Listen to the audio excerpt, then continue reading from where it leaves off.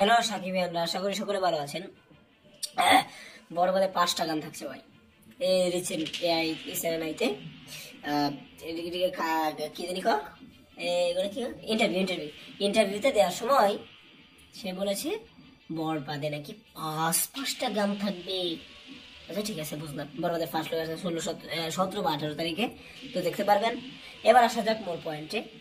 5টা গান, এবং এখানে প্রশ্ন করে এখানে কি আতিফ আসলামের গান থাকতে পারে, এবং এটা সারপ্রাইজ থাকুক, এটা আপনারা আর পরে জানতে পারবেন। আতিফ আসলাম আছে না আরো কে আছে, এটা আপনারা পরে জানতে পারবেন।